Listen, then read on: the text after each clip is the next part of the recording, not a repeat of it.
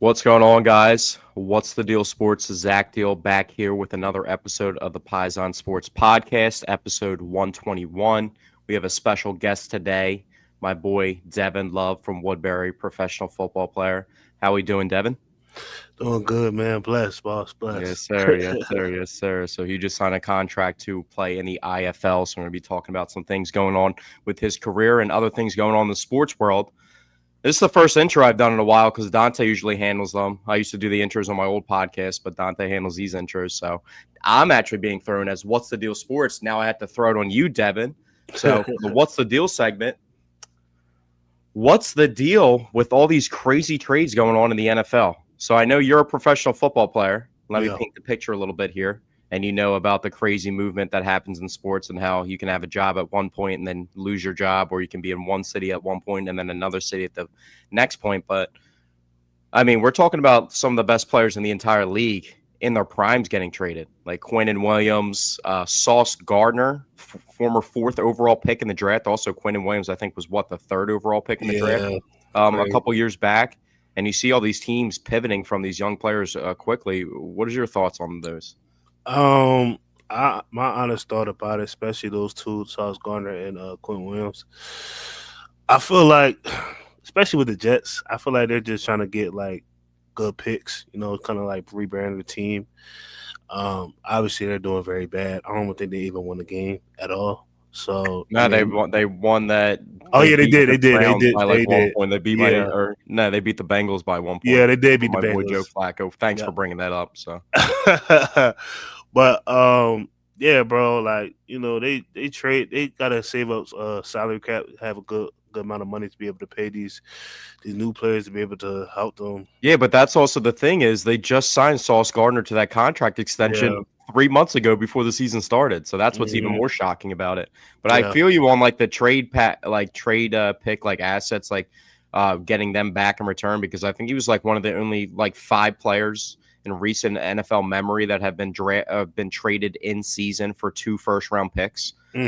Jalen Ramsey, another defensive back, was, and I think we've had this conversation before, known each other for a little bit. You know how I feel about Jalen Ramsey. I think he's one of the greatest defensive backs of all time. And interestingly enough, I bet against the Steelers when they played the Colts this weekend, and Yeah. I had failed to realize that Jalen Ramsey moved to safety and he was just hit sticking everything in sight. Yeah. And then I just saw the highlight tape back, and I was like so salty in the game because like you don't have the bird's eye view, so you can't see the entire field. So like that's why like I used to have access to like the NFL All 22, and I could see the entire camera angle of like everything. Hmm. You obviously know that from being a pro football player watching film, like all the different angles that you have like access to. But like on the field, I can't see what like the receivers are running complete their routes all the way down the field. I can't see where Jalen Ramsey's lining up at safety, but I just watched a highlight reel of it on Hmm. YouTube, and I was like, holy shit, he was literally smacking everything in sight. Literally everything, bro. He's one of the best defensive backs of all time, and the craziest part was to think him and Derwin James were college teammates. That's just insane. Yeah, I remember back when they was running it, bro. They had like one of the best defenses. But I definitely agree with that. Especially in this era. It's a new era.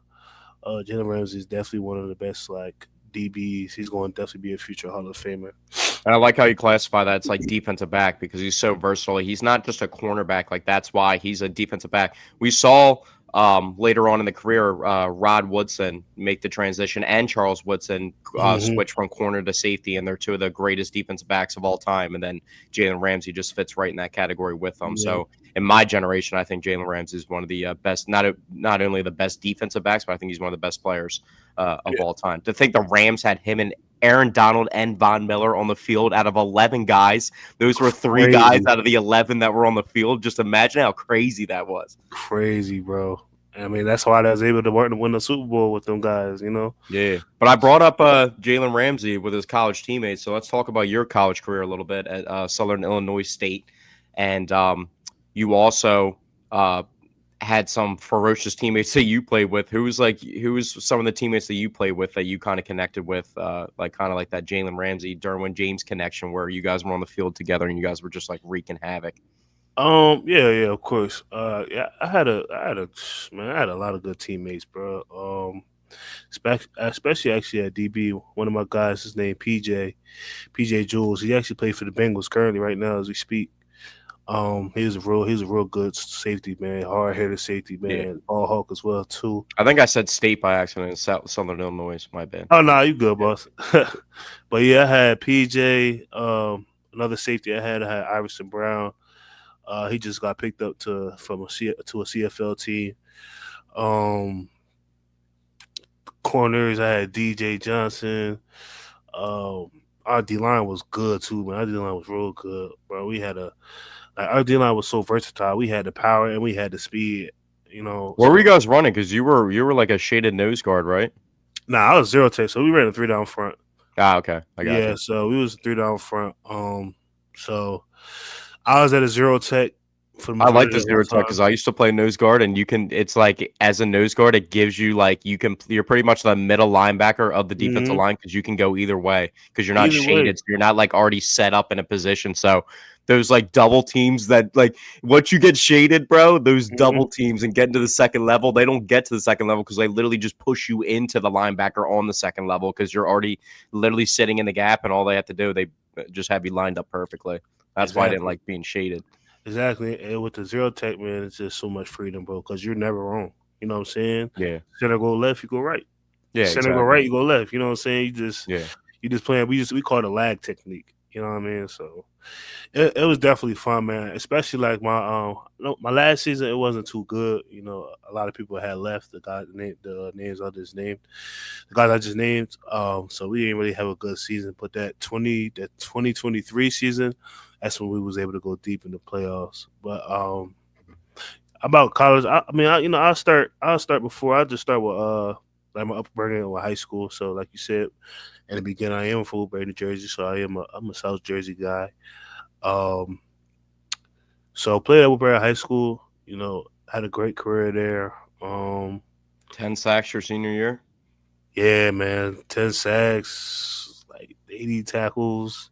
Who were some of the other names that you played against? Because we talked about some of the players that we played against in South Jersey. Hmm. Is putting on the entire sports scene, whether it's Yeah. basketball. I actually just looked up. Um, I was doing like college basketball research, and I clicked on a dude's name to look up how much he was scoring, and it just said, "Oh, from Swedesboro, New Jersey," and I'm just like, Yeah. "What?" Like, it's just like everybody's like from somewhere South Jersey now. But who's some of like the best talent that you played against in high school? As far as football, I played against Jonathan Taylor. Man, he was. Well, yeah, I mean, I don't even know if that's really impressive. He's just like not the MVP in the NFL right now or anything. Yeah, the same thing he's doing in the NFL was the same thing he was doing in high school. So Yeah. yeah, he's a beast. I was in the Corey Clement era, so that's like Okay. I was like when Corey and Anthony Averett were coming up, and they Yeah, were yeah, best friends, and they played at. I mean, yeah, obviously Anthony, yeah. fuck you, Played at Woodbury, Woodbury. yeah. So So crazy athlete, like that's a dude. That's a dude where like he was on a track scholarship to Alabama, and then got with the best defensive back coach of all time, and then what played like 8 9 years for a couple different teams as yeah, a starter at cornerback. He was starting for my Ravens for I don't even know how yeah. long. I do remember that. Yeah, bro. Like, and he started it off too, bro. Like, he was one of those ones. Like, he obviously I was younger, he was older, Yeah, but we all like everybody like looked up to him like, dang, yeah. he went to Alabama from this small high school. If he could do it, then I could do it. You know what I'm saying? So he Yeah, definitely exactly. motivated a lot of guys from Woodbury to be able to just play there and be able to go Division 1. So but yeah, right after high school, after my senior year, I ended up going to a junior college called Monroe College in New Rochelle, New York. It was a great opportunity. Played there for 1 year. Um, like I think I want to say I had like All American. I don't know, All American. I want to believe something like that. I don't know. I know I did real good. What was your mindset when you were going to JUCO? Because that's kind of like a step where you want to continue for your football career, but you also kind of feel like it is a risk when you do that because you don't know where that path is exactly going to take you. What was your mindset? Because obviously you did exactly what you needed to do to get to Southern Illinois, but what was your mindset when you were going to the JUCO originally? uh, Going to the JUCO, bro. Really bet on myself. Yeah, that's what I'm saying. Yeah. That was like kind of the biggest mindset, just being able to bet on myself and just be able to go out there and persevere, bro. It was a lot of things that was going through my mind at that specific time. Obviously, right out of high school, you want to go to a university, but just persevering, bro. Just being the best I can do, and just right away, just playing, bro. You know what I'm saying? So I could be able to be good and go to have these Division One offers. Well, yeah, that's the perfect way put because a lot of people like want to go to the biggest university and get that scholarship to the Power Five schools. Obviously, they switched up the conferences now, but like the Mhm. theoretical old Power Five schools that they all mentioned and everything. But are you going to actually play right away and have an opportunity to actually showcase what you can do? And like you can stick around, but also like you're limiting yourself to like what to a window of if you want to be a professional football player you want to have more than just 1 year of tape, like having to wait till your junior year at one of these big schools to play, as opposed to like playing as a freshman at a smaller school and making a name for yourself. You know what I mean? Yeah, yeah, yeah. Facts. Hold on, real quick, bro. 2 seconds.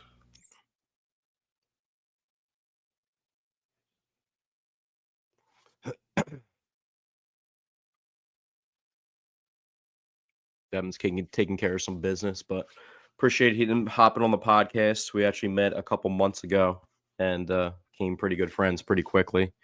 And yeah, we're both just football guys through and through. So definitely had to have him on the podcast and talk about his career a little bit. Also, we live like 10 minutes away from each other too. So he grew up from a town 15 minutes away from me on Malka Hill. He's Woodbury. So um, just South Jersey guys that love football.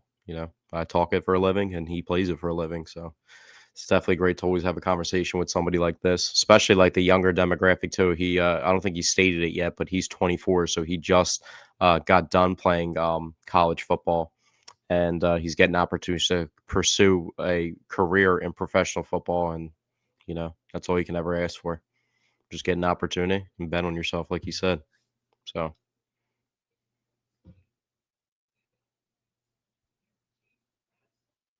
looks like he's on his way back now. Yo, my bad, bro. My bad. All I good, had to bro. take care of some All things, good. man. Yeah, I appreciate you hopping on just in general. But yeah, we were just talking about your college career. You went to the JUCO school, betting on Uh, yourself, yeah. your mentality when you got there. Mhm. And then after you had a successful season, I don't know if you probably do. You're a guy like me where you don't like to toot your own whistle, but if I ask you, you probably do. What was your stat line? Because I know you're not going to just say it, but if I ask you, you probably do know your exact stat line from that year. What was it? At junior college. Yeah. Shoot, I can look it up real quick. Hold on. Oh, he's that humble. He doesn't even got it off the top as he said he's going I off, and he's don't. like, "Oh yeah, it's just some I like don't really 13 sacks remember. or something." Look it up right now. So I had 38 tackles, 7 TFLs, and 3.5 sacks. Oh, that's solid. 38 tackles is getting active. That's why everybody used to say that like I don't know. Being an Eagles fan, I thought Fletcher Cox was so like criminally underrated. And Hmm. like the thing about Fletcher Cox was like he was always involved. Like he was getting like 60 tackles as a defensive tackle a year. Like he Oh wasn't yes, just like bro. the defensive tackles that like are clogging up space and they're great and they're getting pressures and stuff, but they're wreaking havoc, but they're not like really producing like crazy stats. Like the dudes that are out there, like obviously we had great pass rushing defensive tackles, but the ones that are out there in the run game just stuffing shit all day long. Those are the dudes Yeah. that are like you do not want to go against because like that's where you're trying to end the game in the fourth quarter and you can't because you got a dude just literally clogging up the holes like all day long. Hmm. And to attest to that too, bro. Like Fletcher Cox is like my favorite defensive lineman, bro. And Yeah. what his game, bro. He was just so versatile too. Like, he was like you said, he can know how to clog the run, but also he was able to be finesseful and be able to get the pass rush going on. You know what I mean? So like that's what I made remember him. that one game when they played Drew Brees. I think it was like 2012 or 13. He had like 2.5 sacks and a Yes, touchdown. bro. He was literally going Going ballistic, and I was like, bro, crazy. I was like, dude, he is like he was. It was like an Aaron Donald type performance. Yeah. Honestly, that's what he was doing. It was like that crazy. And then Aaron Donald's obviously a whole nother beast in himself too. But so you produce at the JUCO college, and then you start getting offers from different colleges. What made you choose Southern Illinois? Um. So I'm trying to think. So I did have a couple offers. Like I remember, like schools was like literally just coming to my practice, and Yeah. they'll talk to me and be like, yeah, shoot, we're gonna give you an offer. I'm like, all right, cool. You know what I'm saying? But And there was other dudes at the same JUCO school getting offered too. So like oh yeah, you were just getting exposure from those people as well, and vice versa for them as like people coming to for you, and they're seeing other people, and also in the other way as well. yeah, bro. It was a lot of people, man, bro. I ain't Yeah. gonna lie. Like when we got there, like when I first got to my role, like I think they was ranked like 15 in the country, like, out of all JUCOs, and like bro, we literally turned it around, bro. Like we was going crazy. Like it's so many great like cool memories and stories like I have, like, and it was definitely like a great brotherhood because everybody had the same mission was to get out of JUCO, you know. Yeah. So I think we managed to get to the highest at number 6 in the country. So to answer your question, like a lot of Division One schools was coming in there. Like we Yeah. had people get offers from Auburn, Rutgers, Temple, like every school, like all the schools around the country, bro, was coming. So like we had coaches come like every other day to come to our practice and watch us. You know what I'm saying? And like I said, they was handing out scholarships right at practice. But the reason why I really chose Southern Illinois, right at I had got that offer like right after the season, and I had a remember my D line coach at the time. Name was Coach Chuka. He actually is on the Chargers coaching staff right now. Um, I remember he called me. He was like, "Hey man, it's a great opportunity here. Da da da. We like you." And he was like, "Hold on, the head coach about to talk to you." And then I remember the head coach Nick Hill. He gave me a full scholarship. So when we set up a visit, went out there. It was definitely different from where I'm from. Being from the East Coast, going to the Midwest. But I ended up finding out that my grandfather went to the same school. So I was like, "Oh snap!" And like on a visit, lie to you not, bro. They pulled out. I guess they still had like everybody's picture from when they played, and they pulled out a picture of my grandfather when he played. And I'm like, "Well, this is They home, knew bro." this before you got there, and they like set it up for you on the visit. No, so I guess so what happened was originally so my mom and me we used to always think that my grand I know we knew my grandpa I knew my grandpa played at a school in Illinois. So I used to thought it was U of I, University of Illinois. But the whole Yeah. time it was Southern Illinois. So we ended up finding that out. And we was like, yeah, my grandpa played here, da da da da. And he was like, oh, and then one of the coaches was like, oh, he said, let me grab a picture real quick. We had pictures from like everybody that played here, and they grabbed his picture, and I was like, man, this is home.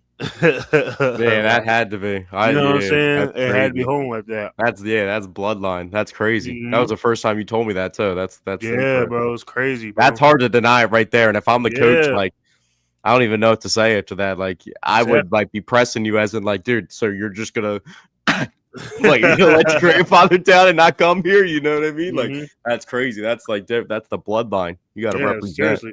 What did your grandfather play? Um, I want to say he played defensive back. That's what I want to say he played DB, And you but had a brother that played at Delaware, right? Or a cousin? yeah. Yeah. Nah, my brother played at he played DB at Delaware. So you had a bunch of people in your family that played football growing up. That's kind of like how you started playing football. So how I started, I'll say that too. Like my brother was I'm gonna start first. I'm gonna say my mother. She put me in football. She introduced me to football at 5 years old. Literally, Yeah. I still remember to this day, man. We drove to a football field.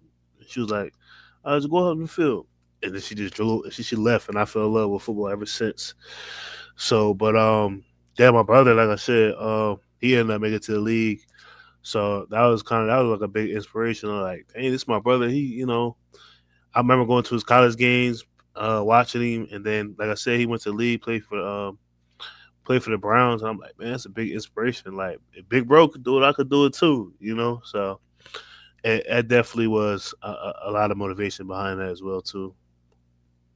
Yeah, Hmm. that's awesome. I mean, it doesn't get much better than your family getting involved with Yeah, you, and man. you had like the resource, and you always had like somebody to fall back on and give you advice and tips, especially like somebody that's already you're just following in their footsteps and they've already gotten to the path of where you're trying to get. So you still Exactly. have that advice that you can reach out to for now. So Hmm. um, that's awesome. But so you go to Southern Illinois and you start turning up there as well. So what happens? Like what's your thoughts? So you're playing high school football. Hmm. You're playing JUCO, so you're playing against Savages too, but now you're like Yeah. really playing ball. Like now you're locked in, you're playing ball, you're on a scholarship. Like what's your mindset there? Like are you thinking like I need to turn it up a notch from what I just did, or you're trying to more so maintain and build, or like you're really like I need to turn this up. Like you're trying to do this quickly.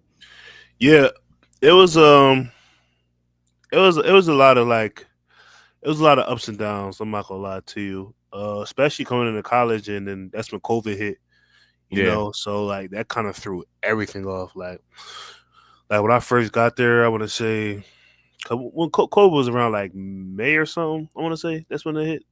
That's when well, it started in like January, February, but when it started like really shut, I think it was like Aprilish, May when it like Yeah, shut yeah. everything down. So yeah, that's exactly what. So I came in around January, and then like we started spring ball up and everything, and then we was about to start spring ball. We was just doing winter conditionings, so we had that spring break, and once we had the spring break, we all went home, and then that's when COVID hit, and that's when they was like, all right, well, everything shut down. I don't know when we come back. So that was just like a whole like that was just a whole like transition. Like, all right, so I mean, I just got to my university. I'm just doing classes online. Like, I'm not doing nothing football. I'm So scared you're to on go. campus. You're on campus, not going to classes, just doing them online, like in your dorm. Nah, I wasn't even on campus. I went home because that's when Oh, so spring you're break. on Woodbury doing all this. Yeah, So you're yeah, like, yeah. and you're like, that's like Woodbury to Southern Illinois. So you already stated how far this is. So it's like that's not like right around the corner. Like you're just Yeah, like completely exactly, bro. removed from like the whole scene and like the vibes of like the campus and everything. So you must have Ex- had to be feeling like real weird. You haven't I, really been able to connect with people yet, and like you're just like yeah, so removed. Like yep. I was only there because you got to think about it, I was only there for about 2 3 months, and then that's when COVID hit, and then that's when I was just at home, and we didn't know what was going on. Like nobody, everybody in the world, you know how COVID went. Nobody in the world knew what was going on, man. I was even scared to go outside for a little bit, yeah, but yeah. So that was the start of my college. Then after COVID, after COVID hit, whatever, when we was able to come back, that's when the NCAA granted seniors another year of eligibility. So the year of COVID, the eligibility like their eligibility didn't count towards their year. So they was able to get another year of eligibility. So did playing did you guys play any games at all? yeah, so we played. It was crazy. Like a scarce schedule because there was like that's when there was like teams playing 6, 7 games. Some teams cancel the season. Bro, I think you it's just saw Jamar Chase came out with that story saying how like deathly sick he was with COVID, where he literally yeah, sat out the COVID year so that he could recover, and then now he's the best receiver in the NFL. So facts, bro. Yeah, so what we did since because we was supposed to, so originally we was supposed to play Kansas, but Kansas backed out. Then we was supposed to play another team. I forget. They backed out as well too. So we was literally just doing fall camp, hoping and praying that we could find a game. Then we end up playing our rival school, Southeast Missouri SEMO. So we practiced for 2 months just to play them, and we did that one game, and then we left. Then that season, I guess that was our season. Then we came back. Then we actually did a real season, like a COVID season. Then after that, that's when we did a regular season. So it was kind of like 3 seasons in 1 year, bro. It was crazy, bro. I ain't gonna lie to you. Like it was really like 3 seasons in 1 year. So, but I say that just because like it was crazy, bro. It was crazy, and I was also like I had a lot of seniors in front of me. Well, we call them super seniors. So that's kind of like where I learned all my game at. It was learning from them, like older guys that have been playing the game for a long time, and like now I'm transitioning to actually playing Division One football and actually playing a great competition. I'm like, all right, now I'm seeing it. I'm seeing these players play every single day. I'm watching film every single day with them in the same room with them. I'm asking them questions like, so that's how I develop my game. And then intertwining my little 1-2 into what they was doing to so what I can do. You know what I mean? So Yeah. that's kind of how I got everything situated, bro.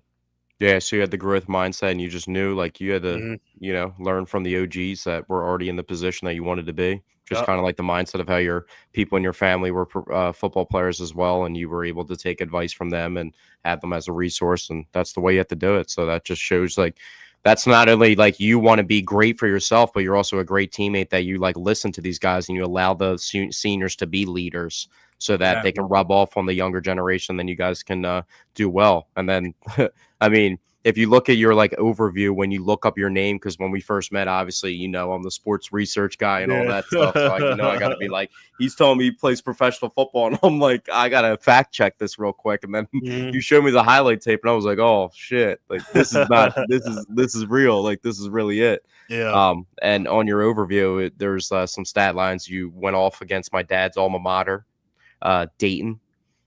Oh yeah. Yeah, my dad's a Dayton alum. He's the biggest Yeah. Dayton fan of all time. And my dad's obviously a 45 plus year football coach and this, that, the other. But my dad went to Dayton every day for every year for like the holidays or his birthday. He wants like a new Dayton sweatshirt or whatever it Yeah. is. So when I told him too, obviously, like I was telling him already about you, but I was like, if you look him up, Dad, like he went off first Dayton. He was like, Dayton. That put a little pep in the step. You also had Yeah.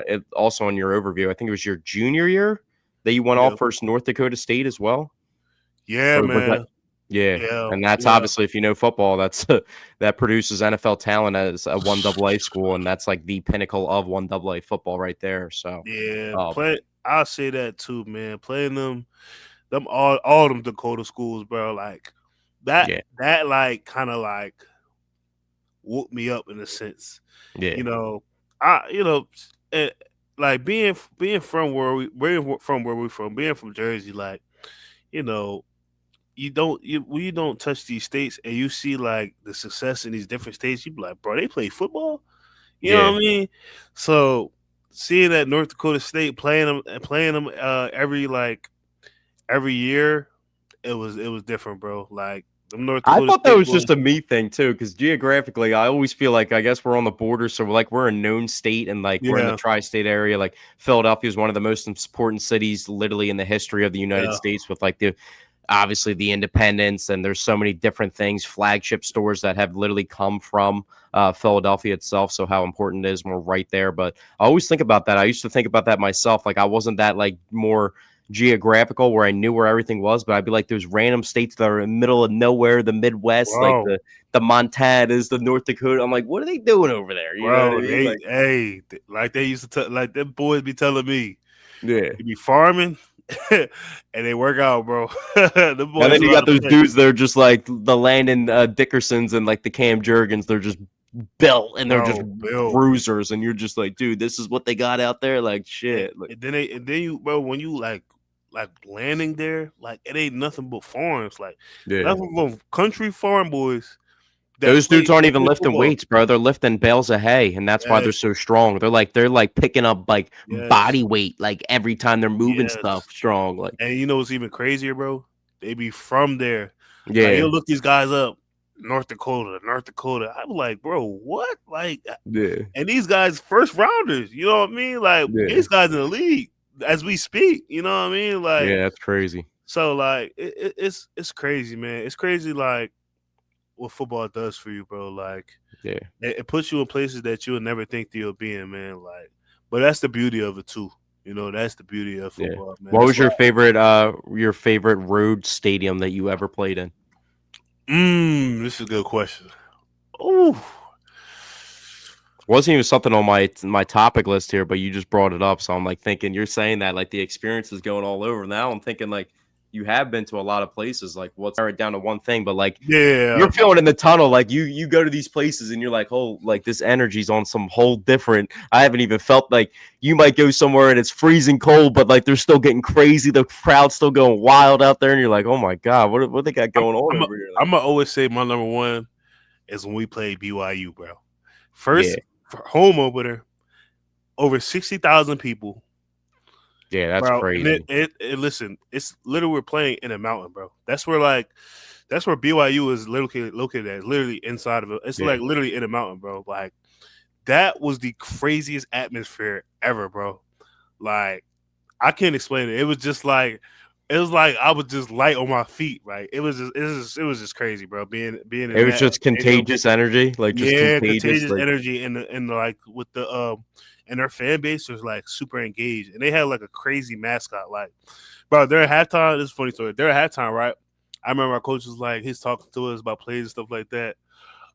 I'm not even paying attention, bro. I'm paying attention to what the mascot doing. He doing backflips. He doing push-ups on the tables and oh all type yeah, of. he going He doing front crazy. flips through a fire hoop ring, all type. I'm like, dang, bro, I ain't gonna never see this in person again. So I gotta look Yeah. at this. But yeah, that was wild. I've actually got to hang out a couple times with probably one of their best players in college, their college's history, Dennis Pitta, tight Okay, end on the okay, Ravens, because he was very close friends with Joe Flacco, so I okay. was able to hang out with him a couple times. But BYU, man, that's legit. Like that's legit. That's the team that's like ranked in the top 15 basketball every single year. Like Yeah, bro. that's a Yeah, legit sports school. Like yeah. They have a they have it good over there, bro. Um, I'm trying to think didn't about they sent he wasn't that good obviously in the NFL, but he was like a third or fourth round pick. Didn't they send a quarterback into the NFL recently? Like Jaron Hall, I think it was. who BYU. Yeah. I'm not sure. When we played them, they had Rez Clef. He played for Tulane now. That's who they had. The Yeah, quarterback. Jaron Hall was like a fifth round pick in 2023. Yeah, yeah. They had the Rez Clef dude. He was Oh nice. yeah, he's Yeah, pretty he's real good. He's still going crazy in Tulane. What's some other schools? I played K State. I played Kansas State. They was good. I was good. That was a great atmosphere. Uh, Packed out stadium. We had played when they remember what's the dude name? Running back. He Deuce Vaughn. The 5'5" Oh short yeah. going crazy. Yeah, he's nice. Oh dude, that's an episode of what Tom and Jerry, you trying to chase him around, bro. Bro, that's literally how he, bro. This is literally how he was, bro. They say I he was fought. just telling my dad about I've been following Bayshell Tootin since he's gotten Hmm. into the league, because I Yep. just found out that he's from Paulsboro somehow. I did Yeah. not Played. know this at all, and I Hmm. just found out, and I'm like, obviously, I'm like, all right, now he's one of my favorite players. I gotta pay attention to him. Yeah. And I was just telling my dad, I'm like watching him play, and like, dude, he like you can't even set the edge versus him. He's so fast. Like So bad. he literally outruns the contain every single time. They don't even give him that many touches, but they get him involved in the passing game in Jacksonville. Hmm. But when they try, like they give him outside runs, if he gets like a stretch, bro, like the He edge gone. rusher tries to set the edge and he literally can't get there because he's already rounding the corner. He's so fast. That's that It's 4.3. That's ridiculous. that 4.3 speed. Yeah, that's That's different. another dude I had played in high school as well too. Like he was man. He always.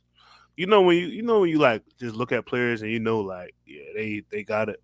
He was one Yeah. of those players too, bro. Like him and Jonathan Taylor. Him and Jonathan Taylor. I'm like yeah, them guys got it, bro. Yeah. Like I they played got it. against Eli Apple in high school, and everybody on Okay. my team was like making fun of him. And we're Right. like, "Why you got a scholarship to Ohio State? You're not even that good." And then he Mm-hmm. made the most ridiculous play of all time, and we all stopped talking. So he made this play where someone on our team, we were running the triple option, so we caught them and we ran like a seal pass, and he fell down on the opposite side of the field. It wasn't the dude he was covering, but the dude that was covering our receiver just got burnt. And our dude was running like a 4.6, was a solid athlete, but he's like a D3 kid. And then it's Yeah. Eli Apple, 10th overall pick in the NFL draft. So, like, bro, he falls down on one side of the field, Hmm. and on tape, he gets up and runs the kid down at the 1 yard line, punches the ball out, picks it up, and runs it back to the 50 yard line the other way. And we all just were like, Wow. what? We were just like, what just happened? Yeah. And we were like, yeah, we understand why he's going to Ohio State now. So I also played against, I was coming off like a massive knee injury, and it was my first game back, and I was a couple months early. It was like a scrimmage, and I had a couple plays, and I played against Millville when they had two Division I running backs, and Raquel Armstead, 4th round pick in the NFL draft, was the first person I tackled, but he ran me over, and I ended up like he tripped over me, and I tackled him, but like he ran me over, and I was like, I tackled an NFL player, like, as long as he you make really a ran me tackle, over. that's He was all that nasty. matters. Yeah. Played against Irvin Charles too, Penn State. He was at Paul Okay. VI. He was nasty. And then I just remember coming up. I'm like the same age as Juwan Johnson, so I was attention to Juwan Johnson. And then it's funny because when I brought up Anthony Averett, I don't even think we ever even talked about Anthony Averett before. Like, I don't even think we ever made that connection. I never even made, when I brought that up, I was like, oh shit, he is Woodbury. And that is, I didn't even think about, because my dad was the Gateway coach forever. So like, Woodbury and Gateway, that was the rivalry growing up for me. Like, with you guys used to come down to Gateway and play and all that stuff. I've been the Blue Herd, man. Thunder Herd. Yeah. And it's crazy too, bro. Like, we got a lot of great athletes, especially South Jersey. Like, dude, it's crazy. Great athletes, bro. It's every sport too. Yeah. Basketball scene's wild. Like, basketball is crazy, bro. Basketball. I mean, that's what we like. I'm not even going to just single out just South Jersey. I'm gonna just say the state of New Jersey with this. So, yeah. Like, we are known for like being a basketball state, but we are known for we are good at football as well too, bro. Like, and it's showing. It's showing. Like you said, baseball too. You got Jonathan Taylor. They're about to win the MVP. You know what I mean? So like. You know who my favorite high school football player is of all time? Who? Just like, because I used to watch him. Obviously, he was like on TV because he was playing at those type of schools. But Leonard Fournette's like my favorite high school player of all time. Yeah. But another reason why I was so engaged with his high school career was because Jabril Peppers was coming up out of New Jersey at the same time, and he was like, Jabril was the true. He's probably top 5 in the history of high school football players in New Jersey. He's probably top 5. He's that nasty. He's for sure top. He's nasty. Watching his highlight tape, I'm like, bro, dude, his was insane. It was like, dude, it was like Anthony Averett, but like 30 more pounds of muscle on top of it, and a little bit slower because Anthony Averett was so fast, bro. That was ridiculous, bro. With him, bro, and it's funny because like the New Jersey kids, that was like how Corey was too, like, and the smaller schools too, like. They have solid players on their team, but it's like, bro, they're just lining up Anthony Averett, Wildcat, and he's just, he's just getting the rock. That's what Corey Clever, he was just getting the rock. You know what I mean? Like, that's the classic, like, just getting the rock. Yeah. But yeah, those guys, man, like I said, bro, they was the ones where when I was young, or you the same age as them. Like, when I was young, I used to just look up to those guys and players, bro. Yeah. Like, man, they doing at these small schools, man. I could do the same thing at this small school here, man. So that was kind of like one of the main reasons why I stayed at my high school, because I was getting recruited to like other high schools, like as far as like prep schools or like private schools, I want to say. But like, I'm like, man, shoot, I'm gonna just do it. I'm thugging at Woodbury, That's my friend Sterling, who's also a professional football player, just signed a contract himself as well. He started off at Paul VI, and he was playing like nose guard as like a freshman, terrorizing us and stuff. And then Paul VI played Paramus Catholic with Jabril Peppers. Okay. So he played against Jabril Peppers in a playoff game, and you kind of know how that went. But he ended up coming back to Clearview and playing with us, and that was his hometown, Mullica Hill. Okay, the second he came back, we played against Shawnee, and he had to sit out like those first 4 games his junior year. And the first play, he lines up on the edge, and he's 6'2", 230 in high school, 17. And he comes off the edge, and like Shawnee has like the Diorio family that was all studs too. They went to Dayton. One of them had a full scholarship to Dayton as a running back.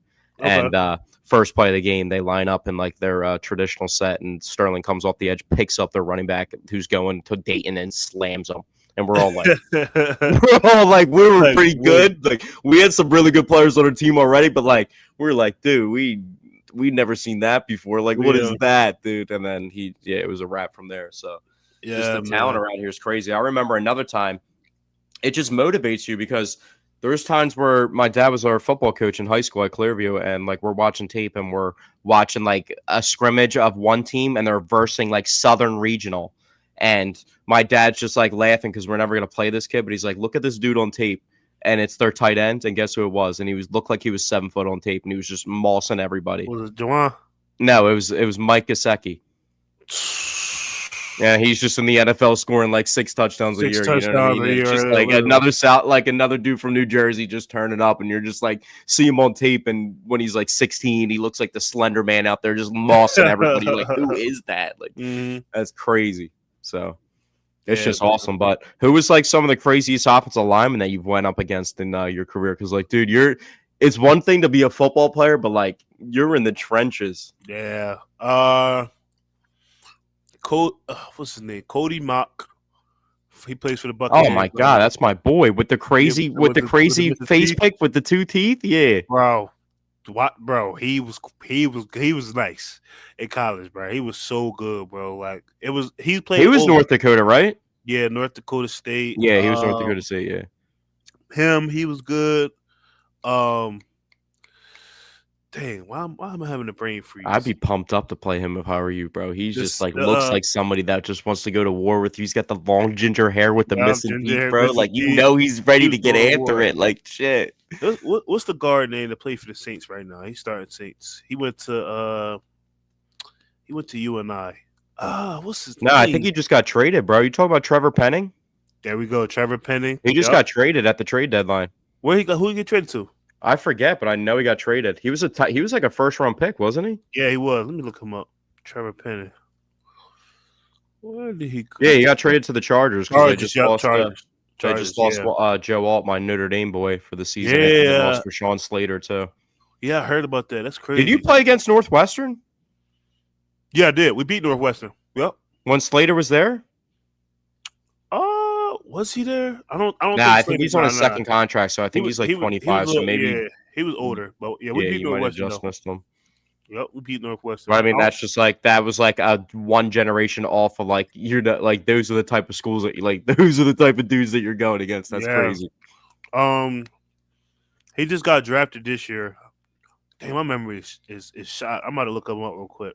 He just got drafted this year. He played on NDSU. He was pretty good as well too. I'm sorry, I'm bad. I'm looking this up. Let me see. Oh.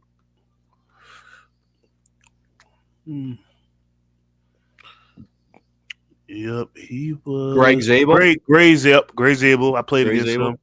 Yeah, he was decent. He was real good. Another first round lineman. Spencer Brown. I played against him.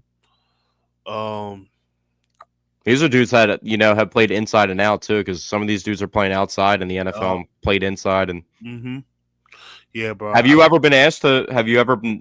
So you talked about playing nose guard. Have you ever lined up in a 3 or a 5 or? So we was running a 4 down front, like with my old DC, I was like a 3 tech. But at the time I was like, I first got there, I was like 285. All right, so we have a special guest coming in. Here we got Dante. Yo, what's going on? Mid podcast. This is my boy Devin.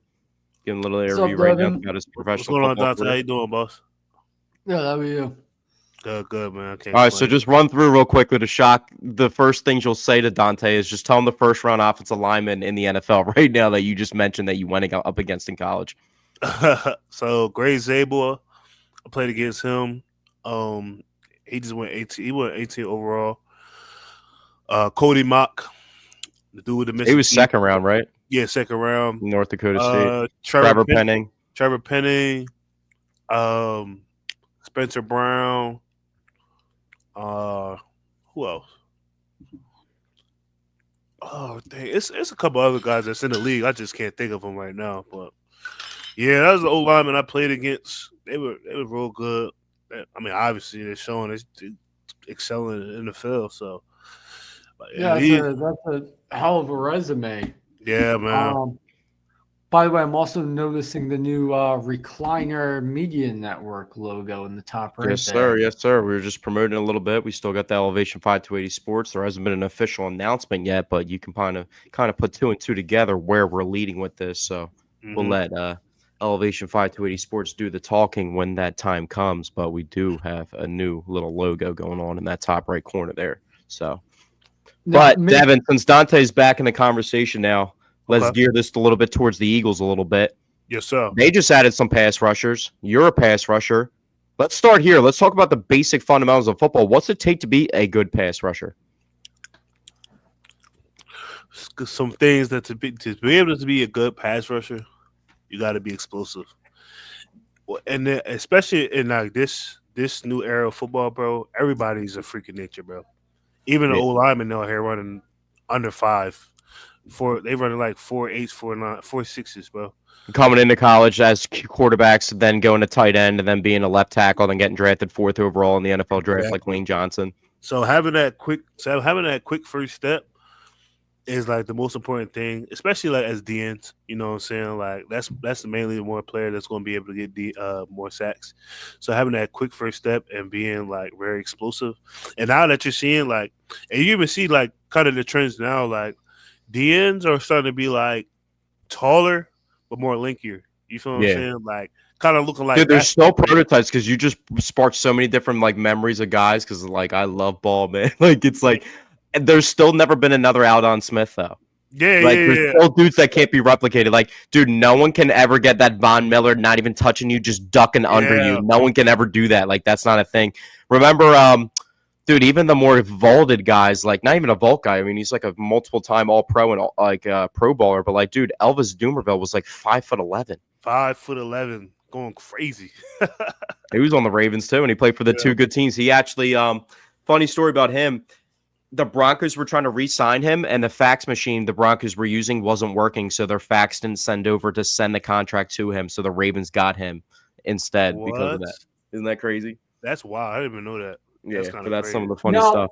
while we're on the topic of NFL trades, have you delivered a meatball of the week, or is that still open and available? No, it's still actually no. We did the what's the deal was actually the NFL trades. That was actually the NFL trades. Okay, well, all right. So it sounds like I still. I mean, but you can clown somebody about the meatball of the week because Yeah, no, I have a meatball, and I've been really excited to deliver this meatball. So it's time for my meatball of the week. I'm just All gonna right. double check I have the name correct one more time. I feel But like I my already know about it, meatball though. of the week is Diana Rossini, because Diana Rossini decided to say, as an NFL insider, decided to put it out in the universe that the Eagles were trading AJ Brown. And Eagles fans all week on Twitter were going after Diana, saying, no, they're not trading AJ Brown. This is false information. And yet here's Diana saying they're trading AJ Brown. Obviously, the Eagles don't end up trading AJ Brown. Mhm. And Diana catches so much flack for it that she ends up commenting on it. And basically what she said was the info she was going off of to say that AJ Brown was getting traded was his Instagram posts. So this wasn't any inside info that you had as an NFL insider. You're just going off of the cryptic post that everyone else who was formulating an opinion on it was going off of. You didn't actually have any extra info. You just saw the post. You decided to say, in a position where people are meant to take what you're saying as truth, you decide to put it out there that AJ Brown's getting traded. He didn't get traded. You never had any inside info. Diana Rossini, you're my meatball of the week. That's the first time I think you've done a woman meatball of the week. You better lower your tone a little bit. I'm a feminist, but this one had it coming. Nah, that's that you're just giving me like Josina Anderson, Alshon Jeffrey vibes from back in the day. All those crazy stories that were coming out of the locker room when all that was going on back in the day. But yeah, I mean, AJ Brown. It's funny because what I was going to bring up is social media is actually a clue for what is going on with like players now. Because did you see Kayshon Boutte? No, I'm a booty. What happened with Boutte? Yeah, great question. So what happened with Boutte was he was also the dude that was at LSU that was placing all those bets, the wide receiver, Remember that? and then now he's in the NFL. He's actually doing pretty good. He's like the third, like in the top 30 for PPR rankings and fantasy. But he just announced his injury on his Discord server. And you guys know I run the What's the Deal Sports Discord, so I'm all about the Discord announcements. But that's a first, a Discord injury announcement before the public team even makes it known. That's pretty crazy. Wait. D-Love, you ever have any teammates doing some sending crazy tweets in the locker room? AJ Brown. I'm seeing now. I'm getting my boy caught up because you got me talking fast. But remember Antonio Brown with Mike Tomlin? He got mad because he went Facebook Live with one of his post-game locker room speeches, and that was before the whole social media stuff really blew up. But I'm hold on. I'm still stuck with Kayshawn. He posted he uploaded his injury on the Discord. before the team announced it or anybody, that was the first breaking news of it, was on his Discord server, like a paragraph long, explaining his injury, saying that he might be back for the game this week, but if not, he's recovering well and he's in good spirits and this, that, the other. Oh man, yeah, I never even heard of that before. I mean, I saw it. This is the new age we're living in, man. This is an era where you'll have NBA players that find out they've been traded from seeing it on Twitter. Oh yeah, you don't even know, dude. D Love, when we were talking to one of your friends that was an Alabama fan, I was clowning him about the tackle that was like warming up with his phone in his hand, the 5-star Proctor. I'm like, bro, that's like such not a bro. I don't know. That's something you would never see when I'm playing football back in the day, like 2014, 2015. Like that's just not something you would say. Yeah, but I mean, like Dante said, bro, we just in a new era, bro. Like. It's just me personally, I don't like something like that, bro. I don't like that you're posting your injury on social media. Well, regardless, it's gonna be on social media, but like putting it in a Discord, bro. Like until like the team should announce that first, and then maybe you could do all that. But yeah. Then that's I feel like you feel like you're a football player, so like like the formal way of doing it. But like to me, I'm so like drowned out by all like that stupid nonsense that people do. It's like I don't even have an opinion. Like I don't even care that he does that. Before I used to get caught up like, why is this dude doing that? You know what I mean? That's so stupid. And like now it's just like I see that so often now. It's just like it's just another day in the office. You know what I mean? It's so crazy that all the stuff. But we're talking about pass rushers, Devin. Like who's some of your favorite? You said Fletcher Cox, obviously, earlier. Who are just some of your favorite defensive linemen, pass rushers that you looked up to, like NFL players growing up? Growing up, yeah, like I said, Fletcher Cox, Aaron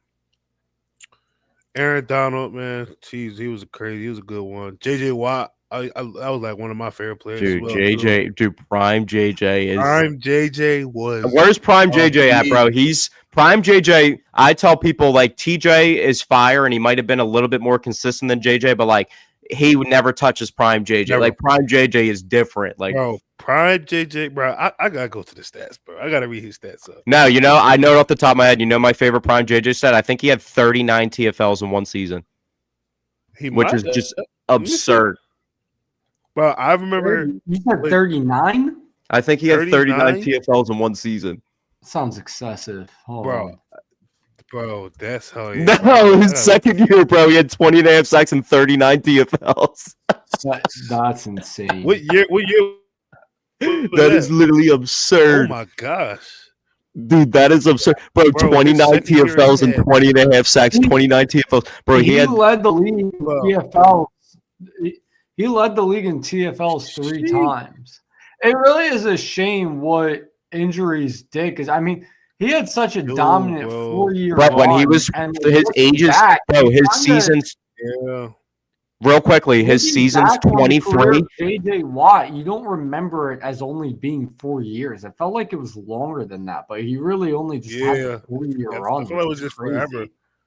Dude, he had 12 and a half in his last season, and he was 33 and just was done, which is crazy. But dude, he had in a 4-year span. Yeah. A 4-year span, he had 119 TFLs and 69 sacks when he was 23 to 26. That is absurd. 119 TFLs. Jeez. Bro, you got to be doing to an offensive line to be getting in the backfield. Like, you're sacking them and getting TFLs at that rate. Bro. Like, that is just stupid. Bro, listen, you got to think about this, too, bro. Like, I like to throw this out here, bro. He had 43 QB hits. 43, 51, 50. Bro, these are 16-game seasons too. Now he's swatting the ball down, and he was scoring touchdowns too on offense at the time, bro. So like, bro, so he's averaging like touchdown, he's going federal, bro. Bro, he's like literally averaging like 4 tackles, 2.5 TFLs, 4 tackles, and a sack a game, pretty much like. Over a 16-game slate. That's just stupid. That's just like literally. He had 3 career receiving touchdowns. I know. And he was scoring touchdowns with the tight ends. Season in 2014. Yeah, he also. Where's that? He had the Where was he? He had a fumble recovery the 1 year, the 29 TFLs. He had like a Yep. he had an interception, an 80-yard interception for a touchdown, and a 59-yard fumble recovery for a touchdown in a season. He had 29 TFLs and 17 and a half sacks. Like that's like you're the best player in the entire league. Like and Bro. it's like there's nothing to talk about. Prior JJ, bro, he literally was like he was literally unstoppable, bro. And he played the whole D line. Do you think that so dude, we're talking about prime JJ, that was 2012. So Tom, prime JJ, Antonio Brown, Adrian Peterson, like MVP season, like dude, was that like, and let's talk about the stars now. Like we got Jamar, we got Micah, we got Justin Jefferson, Saquon, like I feel like our stars today are fire, but like back then we're talking about like Calvin Johnson, bro. Like we're talking about like top 5 players at their position of all time. Like, bro, to be honest with you, bro, in my honest opinion, bro, back then football nostalgia and oh my god, it was unmatched, bro. Like that 2012, that 2010 to like, now I can even go back like that. I want to say like 08 to like 20. Well, dude, I'm just talking about. Yeah, I know what you're trying to say. Like, I'm talking about. Like, dude, when you're watching Aaron Rodgers or Peyton Manning or Tom Brady playing against each other in a playoff game, like that's just different type shit. Like that's just different. It's like fire to watch like the Lions now. You know, they're really good every year. Like, but it's like Jared Goff at the end of the day. You know what I mean? Like, I like Jared Goff personally, but like, he's not like watching like a like a Colts Patriots playoff game in 09 or something like that. Was crazy. I feel like just the aesthetic and the atmosphere and everything about it was like, dude, like, bro, Saints Packers, like Aaron Rodgers, Drew Brees back in the day, like that was classic, dude. Like that was. Oh man, yeah, I miss that, bro. I miss all that, man. Dude, yeah, that's good stuff. I mean, dude, yeah, football still is fire nowadays too. It's just so entirely very different, and just everything, and like. What was one of the biggest transitions to like the new era of football? Because you came up, you're a little bit younger than us. We're 28, you're 24, so you're just a couple years off, but you're like right around the same generation threshold. What were like some of the transitions that you've seen? Like you were still doing 2-a-days growing up, and they moved off that in high school and all that type of stuff. So, what was like one of the biggest transitions of like football that you saw with the new generation? The biggest thing was like just being more like precautious and actually like teaching more being technical and tackling, bro. You know, like, you know, it was a lot of concussions going on, and you know, they came up with that concussion movie. And they really like taking the 2-a-days off, being more fundamental on tackling, and you know, they start implementing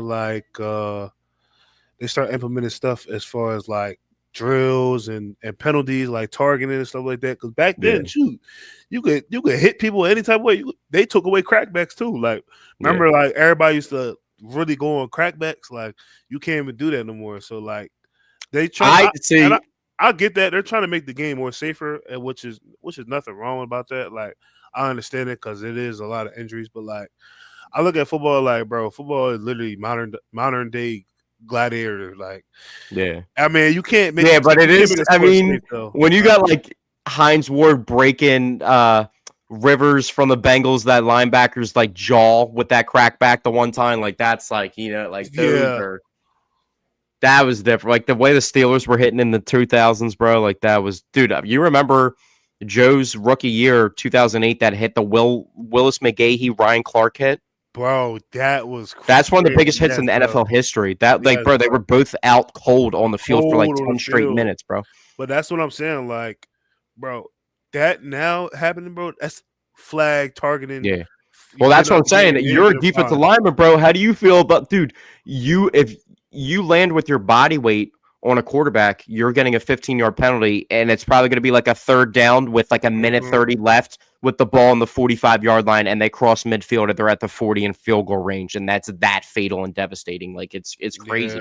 Yeah, bro. You just gotta be more cautious nowadays, bro. Like, and you know, going against those, you can't do that. Yeah, and you know, every type of quarterback you can't do it to. Like, you know darn well you can't do that to Mahomes. You do that to Mahomes, you're getting flagged for sure. Yeah.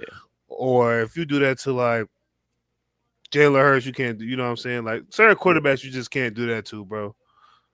Well, some of the quarterbacks that are a little bit more physical, like kind of like it doesn't play in their favor because they are physical to where they don't get the calls because they're like more so seen as a ball carrier as opposed to like a quarterback in the pocket. But I was just going to mention too, it sucks because they make it so hard on the defense, and then now you got all these kickers dropping 70-yard bombs. Like we just saw the longest kick in NFL history this past weekend, 68 yards. Like, and the Cowboys actually attempted to tie it with Brandon Aubrey, who's like arguably the best kicker in the league, and he wasn't able to get it done. But you get penalty yardage from a bullshit call like that, and then you got a kicker that can literally kick it from the 45-yard line. All they need is like one of those 15-yard penalties and one first down, and then they're in field goal position.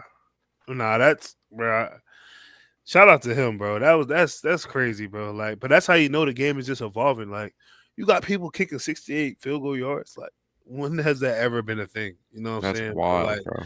But that's just the beauty of it, bro. Like, you know, our just human beings, bro, just evolving each and every day, bro. Like this younger generation that's coming up, it's gonna be even more crazy, bro. They're gonna be doing even more wilder stuff. And that's because like they're seeing people do that now and they're just replicating it but like, all right, I can do it better than how he did it. You know what I mean? So well, I think also part of it from what I've heard about is the balls they use for field goals are different than what they used to be. Mm-hmm. So while kickers have, I would assume gotten better, the balls are also easier to kick field goals with. So I think that's also playing a part into it. But still, I mean, in today's day and age, a 60-yard field goal is the new 50-yard field goal, right? Mm-hmm. Like I remember when I was a kid, it was like impressive to hit from 50. Now you expect a kicker to hit from 50.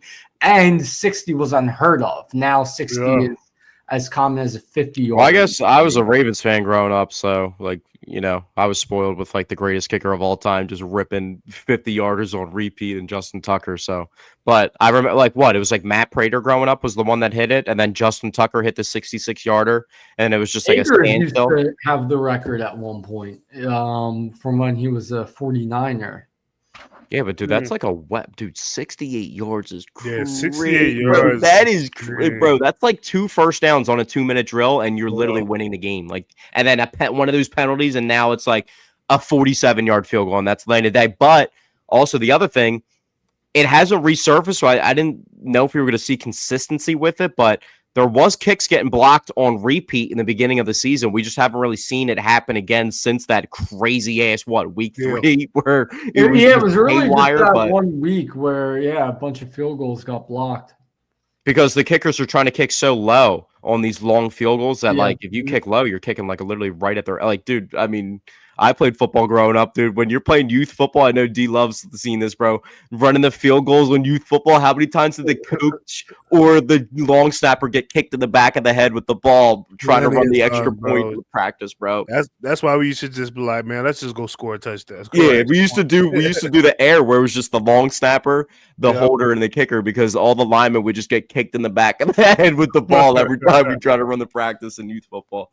But yeah, it's crazy how the game's evolving. The Eagles just evolved their roster a little bit. They just got some new pass rush help. They just brought in Jalen Phillips, Brandon Graham out of retirement, and Nolan Smith just opened up his practice window 21 days, so he'll be back soon. D-Love, how do you think this helps the Eagles pass rush? Because before, I was talking about when the Eagles were kind of floundering a little bit in the beginning of the season, and obviously last year they started 2-2 and then won the Super Bowl and just were one of the best teams of all time. But it seems like an identity of Eagles football has always been pass rush and running the football. And that was 2 things they were really struggling with in the beginning of the year until they kind of get back on track. I think their last game they had 5 sacks, but they still really haven't been getting consistent pass rush all year. So what have you seen from like the Eagles, and what do you think they need to do to get back on track and get back to their identity? Yeah, I feel like they're in a good spot right now, especially picking up Jalen Phillips, Nolan Smith coming back. He's a dog.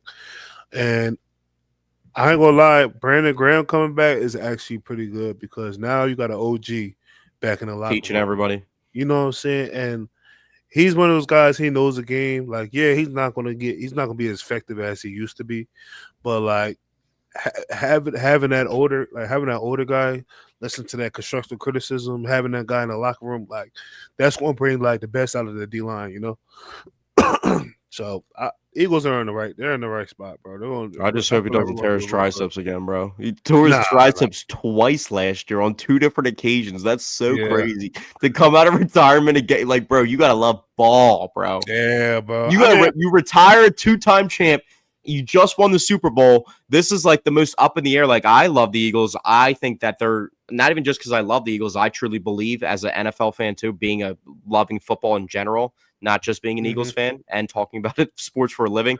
I believe the Eagles still can get back to the point they need to be to repeat as champions. But for him, for all the things that he's accomplished in his career, coming off 2 massive injuries to the same exact thing, and like locking out as a defensive lineman is one of the most important things you need to do, is have your triceps in the run game to be able to lock out an offensive line them and shed them.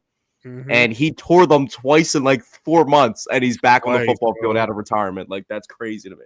Yeah, I feel like, honestly, bro, with him, I feel like, he's going to probably get like 10, 15 snaps a game. Yeah. So, and he's just like one of the best leaders. He might be, besides B-Dog, he might be the best leader. Him and Jason Kelce right there neck and neck in Eagles history. So besides like Chuck Bednarik, like OG. I would also put Malcolm Jenkins up. Yeah, there. Malcolm Jenkins definitely. Man, yeah. Oh, give us a little D-Love. You wouldn't even give us one. You give us a little one of these? The sack dance? Yeah, man. Root to the good brothers, man. Yes, sir. Yes, sir. Yeah. What do you think about Fletcher's sack dance growing up with her? He paints the picture and kicks it in. That was one of that. Or the bear crawl, the army crawl was my favorite. After he'd get the sack and he'd crawl on the ground. Like this. Yeah. Oh my God, I love that. I saw after we made the trade, I saw what Jair Alexander's celebration is on defense, and I really like the seatbelt. And I didn't think it was a seatbelt. I thought it was like he's sheathing. That's the seatbelt. That's the seatbelt, bro. He's putting you in a seatbelt, bro. He's locking you in. He's got you locked in like a seatbelt. Well, I mean, that's cool, but I thought he was. No, dude. He had like a sword. My 2 favorite recent memory NFL celebrations are the Antoine Winfield in the Super Bowl, where he goes up to Tyreek Hill and he hits him with the 2-piece after he dropped the ball on 4th down. That was so savage. How about when Quez Watkins did that on the 4th and like 25 or whatever? I don't even remember that, honestly. It was Hurts's rookie year. I think it was the game against Arizona when he became the end of the year. Well, and it was like Quez Watkins' name. 20-something. He threw the ball to Quez on the screen pass. Quez hit like a crazy spin move and took it to the house, and he put up the deuces as he was running into the end zone. I remember Saquon did that to us as a rookie when he went for 100 receiving and 100 rushing, and he got to like the second level with our safeties, and he just put his hands in the air waving, and he was literally still 60 yards away from the end zone, and then he had a 20-yard head start on everybody after he started accelerating. So that was just crazy. But also the other one was Jair Alexander when he shut down Justin Jefferson when he was still at Green Bay, and then he hit the gritty on him. Dude, that was so classic. He got interviewed today. His mom is from Philly, and his mom's a diehard Eagles fan. Who's mom? Jair Alexander's mom's from Philly, and she's a diehard Eagles fan. I didn't know that. That's cool. I just saw an interview clip of him, and I'm like, dude, now I'm kind of mad at Howie, bro. Like, why'd we not just sign him? Why'd we, I know it's a 6th-round pick. I don't really care, and we swap picks, but, bro, he was just out there, and we all wanted you to sign him in free agency, and it was just like, nah, we're straight. Kind of crazy. One thing I do – sorry, Devin, you were – No, you go ahead. One thing I just wanted to say, because I wanted to bring it back up after I mentioned it on the podcast, I think during the preseason, once, I gave up hope that Keelan Ringo was going to be the guy at corner, and I knew Adoree Jackson wasn't going to be the guy either. I said going into the season, I really hope we don't have a repeat of 2023 where the corner 2 position is not working out and nothing gets done about it and the season ends in disaster. I said I really hope that does not happen. I hope if Keelan isn't performing, how we get something done this go around. And he did exactly that. not only did he go out and get Jair Alexander, he went out and you got Michael Carter from the Jets as well. So he's now taken 2 stabs in one deadline at solving the corner 2 issue. So even if Jair, not even just that, I was gonna harp back onto that too. He already tried doing something for you, it was just a little bit insignificant. He got Jacorian Bennett too. Yeah, and Jacorian Bennett. So even if it doesn't work out with Carter or Alexander, like I'm happy that at least Howie has tried. Like he's tried. He went out and got Jacorian Bennett going into the season. He now has Jair Alexander and Michael Carter. It has not been for the fan of effort. If the Eagles corner 2 situation does not work out. Yeah, no, I'm actually very happy with where the roster's at right now. And like, dude, I'm like all these outside people bugging about AJ Brown and the offense, bro. You'll never catch me bugging about the Eagles offense, bro. We got like some of the greatest players of this generation, literally littered on our offense. Like we are, dude. Dallas Goedert is like leading the league receiving touchdowns, top 5 tight end. We got 2 top 10. Dude, you know how I feel about Smitty, bro. Yeah, Smitty's closing in on top 5. He's having one hell of a year. This is this is not one hell of a year, bro. This is Devontae Smith, bro. Yeah, this is Devontae. This is not one hell of a year, though. I don't want to hear that because I'm not trying to harp on you, but like this is what he would be doing. He just doesn't get these opportunities, bro. Yeah, but that's what I mean. That's why it's a breakout year. Like I'm not saying like it's because he's improved suddenly and he's been great his whole time in the league thus far. But in terms of production, this is absolutely a breakout year for Devontae Smith. Like we happen to just get like AJ Brown like because he was available on the trade market. If we never got him, Devontae would have just blossomed into this guy, and then absolutely, we would have just had to figure out the second wide receiver, and Jalen Reagor maybe would have had a little bit longer of a leash than honestly, I think. Like I said this last season, I don't think Jahan Dotson is not getting targets because he's not good. I think it's because the Eagles simply don't throw out of the slot.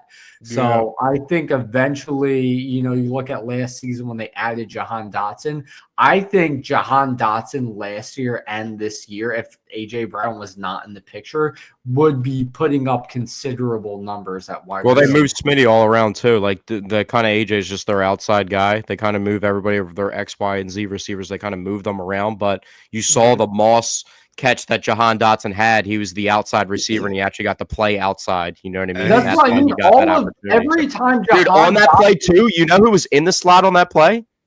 Was Kylan Granson. Kylan Granson was running a slot route out of there and drew coverage to him to allow the 1v1 on there. And I saw that on the replay. And I'm like, dude, what do the Eagles do in running their third string tight end out of the slot and then throwing a bot? Like, bro, they're just literally flexing on people. Like, throwing a bomb for Jahan Dotson with their third string tight end running out of the slot. Like, that's like what the Chiefs do with like fucking Noah Gray and stuff. Like, that's just crazy. Like, that's wild. But that's when you have but Jahan Dotson, every great thing he's done as an Eagle, it's been as an outside receiver. You look at the game at the end of last season he had when he just went off. He was an outside receiver. Dude, my favorite play of Jahan Dotson, honestly. In the Super Bowl, when he had that big catch, that was coming from the outside. So it's Jahan Dotson. So yeah, to summarize, but Jahan Dotson, he's a great wide receiver. They just don't throw out the slot. And when he works from the outside, he's had so many flash plays low-key as an Eagle too. He almost scored the first touchdown in the Super Bowl. You didn't even mention, remember the Jaguars catch? Yeah. My favorite play, I wasn't even going to mention, dude. My favorite play was the Packers touchdown last year, the first touchdown in the Packers game where Jalen's like scrambling for like 20 seconds and then just finds him in the back of the end zone because he's just running the 2-minute drill route for him. And I was just like, dude, like, if we're cooking like this, and then we got Dallas like triple stiff arming dudes trying to tackle him, and he's scoring touchdowns, like, I mean, we're not getting stopped. And then you saw how dominant we were in the playoffs. But how do we feel about the Eagles moving forward to the second half of the season? Like, people are acting like it's murky waters we're in. We're 6-2. Yeah, but I was just about to say, man, I see another Super Bowl win, bro. You think so? I see another Super Bowl. After this trade deadline, though, we talked about Sauce, that trade, and everything. Like, how much better did some of these other teams get? Because the Eagles had the best roster in the league, it's unquestioned. But how much did the gap actually close with these other teams with some of the moves that got made? I mean, obviously, we're not worried about the Cowboys, but no, I ain't worried about them. I'm trying to think who else. I mean, significance. I mean, the Colts were already in position. Just getting Sauce Gardner definitely helps the equation. So. Nah, facts. I feel like I would say the Colts really getting Sauce. It's going to be definitely a bigger impact, bro. And they've been having the ball rolling. I don't know what got into Daniel Jones, man, but that boy been balling. He has, but I feel like, dude, he has, but like, why is no one talking about what just happened last Sunday, bro? He got murdered. I think Daniel Jones might have gotten exposed a bit in that game. Yeah, he did, bro. Right, because he really reminded the league that once he's dealing with adversity and put under pressure, it's like Carson Wentz. He can't handle it. You know, like he had that crazy look in his eye. But you guys, bro, I was telling you guys know how I feel about Jalen Ramsey, bro. Jalen Ramsey is literally that legendarily good where you move him to safety and he's literally just a night you're seeing stars. You don't even know what's going on with the coverages now. Like, think about some of the players that, like, the Steelers got a legit defense, bro. They got like three Hall of Famers on their defense. They do. And the defense, you know, bro, the Steelers are like, I hate the Steelers as much as I hate the Cowboys, but the Steelers kind of like are legit. Like, bro, A-Rod's balling. Yeah, it's funny though because before the game, the Steelers fans held the funeral for their defense, and then the defense just had one hell of a game. Bro, dude, Daniel Jones could have the best year ever, but at the end of the day, he'll always they're gonna be like those Vikings with Case Keenum, bro. Like, it's like they're gonna be fire, but like at the end of the day, it's Daniel Jones, bro. Like, he can't scare me. Like, I can't be scared of Daniel Jones. You know what I mean? Yeah, I'll be honest. There's not really a team that I'm legitimately scared of. Like, dude, the Bengals defense is so bad, but the Bengals could beat the Colts in a playoff game if their offense just went off, because like the Colts are really good. Probably will have the 1 seed in the AFC this year, but like they're one of those teams where, like, remember when the Titans with Derrick Henry and Ryan Tannehill were getting like the 1 seeds, but you're like, this ain't 1 seed stuff, bro. You know what I mean? Like, that's how it was. That's how I feel about them. But I mean, they're good. Who else do we feel? The Broncos, the Broncos, I feel what is going on right now? Hold on, because last I checked, it was 7-0 Raiders. Yeah, they're losing right now, but I mean, yeah, it's still 7-0 Raiders. I like the Broncos though. I think, dude. Also, bro, the Broncos, I ain't gonna lie, Broncos are a really good team, and they have an amazing. They are, especially with Nick Bonito going off. I think he's leading this. I think he's leading the league in sacks. Yeah, he's going off. I mean, they got they got the defensive player of the year too. PS2, they too, like Riley Moss. What, dude? The white boy cornerback. It's not just Coop out there, bro. Yes, bro. Riley Moss. Yeah, people Riley Moss is out. Bro. Did you see what Surtain said about him too? Nah, what did he say about it? He gets profiled because he's white, so they throw more defensive pass interferences on him when he plays perfect technique. Like he was talking about how he locked CD up so bad, and they threw in the end zone PI on him, which brought the ball to the 1 yard line. It was not PI, and they're like, dude, they're profiling him out there, bro. Like, nah, but dude, they're legit. But I was gonna say, dude, these teams that are scary are the teams with like these fire coaches, like the OG coach, like the Sean Paytons, the Jim Harbaughs, the John Harbaughs. Like, those are the teams that are scary. Like the Chargers, like, will always find a way to beat themselves with Justin Herbert somehow. But Jim Harbaugh is a guy I believe in, so I think that they'll be able to turn it around at some point and actually win significant games. I think Sean Payton's the same way. Shane Steichen is a good coach, though. Yeah. An example of a Sirianni coordinator getting a head coaching job and it really paying out.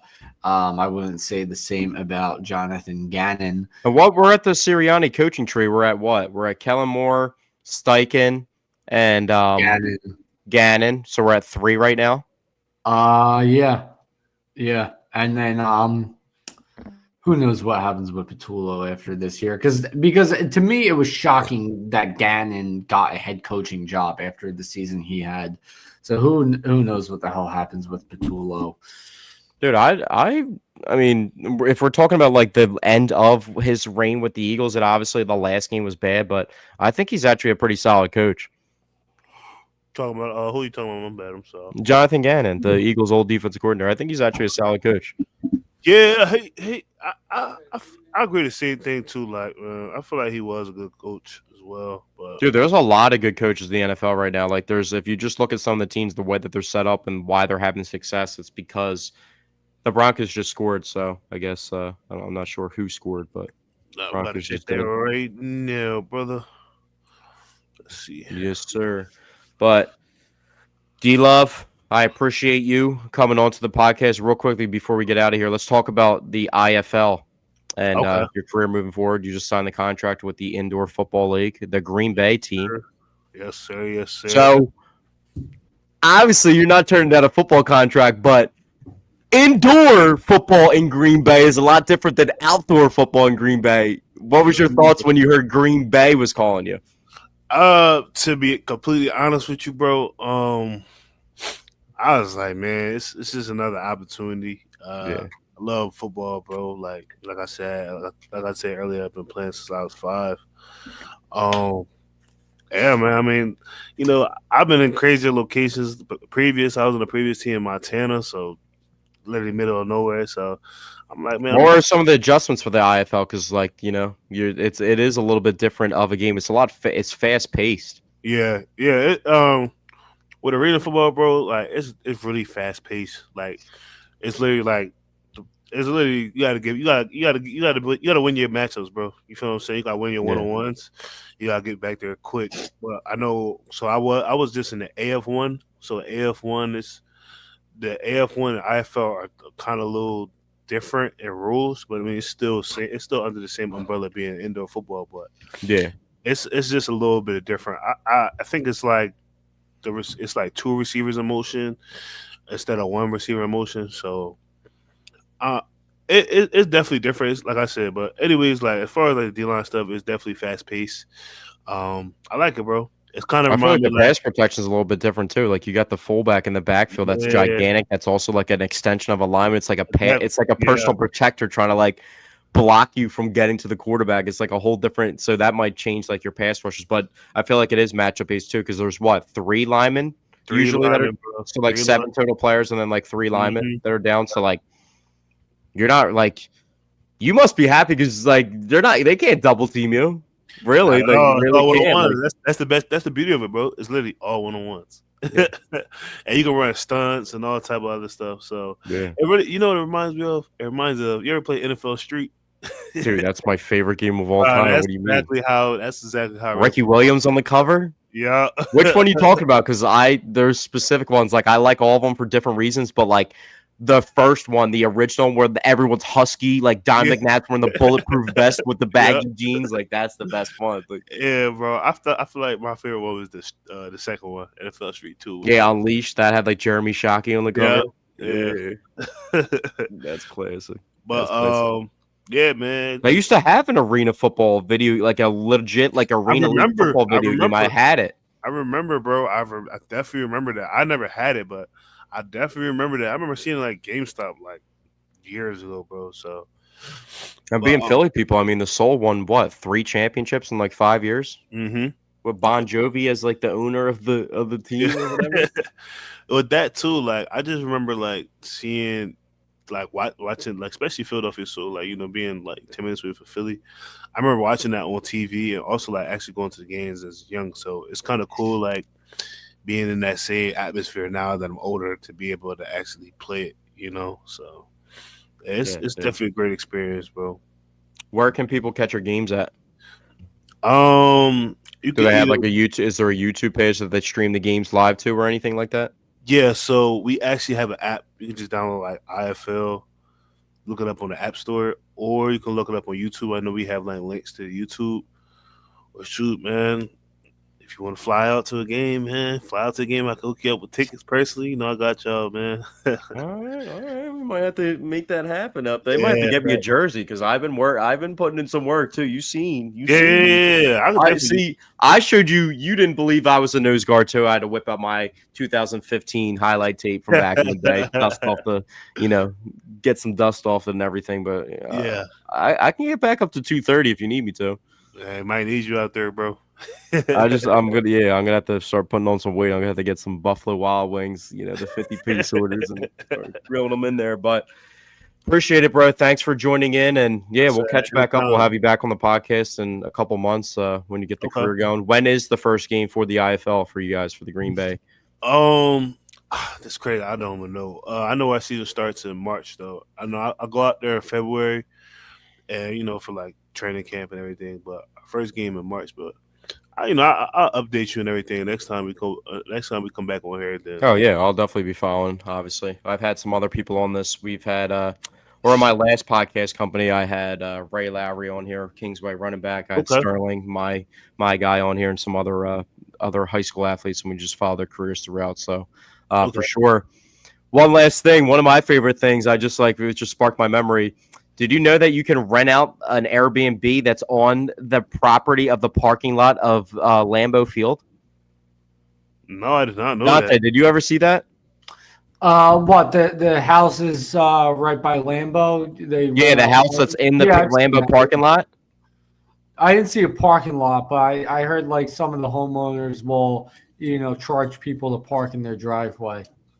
No, there's a house you can rent, like it's an Airbnb that's literally like in the Lambeau parking lot. So that's where me and Dante when we come out to watch some IFL football. I didn't even know that, and it's crazy because I think the stadium, Lambeau, like 10 minutes away from like where I play at. So. What if they're like, scrap the IFL one day? We're playing outside at the Lambeau. Like that will be tough. I mean, That's like playing at Wrigley Field baseball. That's like going to like the Wrigley Field or like the big monster. Like that's crazy. That'd be wild. Well, hopefully Green Bay, man, they watch one of my games. Like, hey, I like that guy. We need to give him a contract. I mean, hey, they just traded a guy in the interior. At the beginning of the season. At that position. So they like the guys. You got one of your college teammates. They were also, how like the Eagles went with like the pairings of the Georgia kids. Yep. That one year they drafted Wyatt and the other Georgia linebacker, and they were teammates in college. They were both first-round picks for them. And, like, you see teams, like, it's the comfortability. Like, bros already know how to play with each other. Yeah, like, exactly, bro. Get you with all the Southern Illinois boys and, get after it. Facts. Maybe the Seahawks, the Southern Illinois Seahawks or something, get you on the D-line with some Byron Murphy and all those dudes out there. They're playing ball, dude. Yeah. There's a lot of good defensive lines in the NFL right now. A lot of good defensive linemen out there, bro. I was just wondering about the Eagles before we get out here, Dante. Aren't you a little disappointed in Ty Robinson? I honestly forgot all about Ty Robinson. Exactly, bro. Where's he been? Yeah. Where's he at? He's not hurt. No, he's been. I don't know, but that's what the Eagles have done. Over the years with their rookie D linemen, they just don't use them much. Like, look at Josh Sweat in his rookie year; they barely used him. Josh Sweat's fifth in the league in sacks, bro. He's fire, and I wish we never got rid of him. That's what I'm saying. And he was the number one defensive. He was the number one player in his high school class. That's what I'm saying. In Josh Sweat's rookie year, he didn't really get any snaps. In Nolan Smith's rookie year, he didn't really get any snaps. The Eagles have a habit of practically redshirting defensive linemen in their rookie years that come in the third round or later. Jalix Hunt is another example. He didn't start getting snaps until later in the season, basically the playoffs last year. Well, I guess the issue is like it's not edge. He's not an edge though. That's probably what it is because he's just an interior D lineman. So like they haven't really had like. Jordan, like I guess Jalen's missed a couple games and like hasn't been himself, but Jordan Davis has been doing it, and obviously Moro Jomo's like taking that next step. Moro Jomo. I know, but usually they're going throughout the rotation, and also the thing that I'm asking is, it's not like he's 21 years old trying to, bro. He's already 24. Yeah, like, bro, D loves 24. You know what I mean? Like he gets an opportunity, he has an advantage because he has the learning curve of experience of football and like knowledge of football from playing it longer than some of these dudes. Like. he's not somebody that like you put the training wheels on a 24-year-old rookie. You got to see what he's got like right away. And I just like feel like he could be useful, and they just don't use him. But maybe that's a credit to Jordan Davis, like being able to play more snaps. His time will come. But thank you guys for tuning in to episode 121 of the Paisan Sports Podcast. D-Love, you want to plug up any your Instagram, social media that you got going on before we get out of here? Yeah, you can find me at the Bull Wavy on Instagram. Bull Wavy. All right. Oh yeah, I got to change that. Bro, you don't even got waves though. I don't. Not no more. You got to change it. I gotta change it, bro. Yeah, see, I got better lettuce than you, fam. Yeah, I see. Come on. But yeah, that's my Instagram. I forget what my Twitter name is. I can't think on the top of my head, but I mean, you could definitely just add it on a little bio or whatever. So, and if anybody also just look up D-Love highlights Southern Illinois on YouTube as well. Or that too. And yeah, I was very impressed. It's one thing to like, be an interior lineman, D lineman, and stop the run and stuff like when you're like quickly shedding people and making TFLs and like making plays in the back. I was like, that was like 2 plays in, you shed 2 people and you're in the back. And I was like, dude, what are you showing me? Like, what is it? Yeah, man. But that's what he's legit, man. So good luck with your career in the IFL. Obviously, we'll keep in touch and everything. And thank you. Appreciate it, boss. What's the playing weight right now? What's the size we at? I gained a couple pounds, man. I'm like 315, man. I gotta 315. I need to slim down to 310, bro. That's my plan. Dante, what's the most you ever weighed in your life? 160.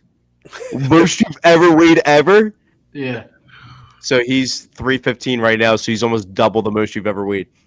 Yeah, crazy. So you could dump it. The most I ever weighed was 233. That was my nose guard days. But I might, if the IFL needs me, if I fly out there, the IFL needs me. Dude, you got to see me on tape at 233. I'm moving different out here. I'm moving different. I seen it, bro. You sent it to me. But I'm running down the screen from behind one double A players. Call them up and ask them about me.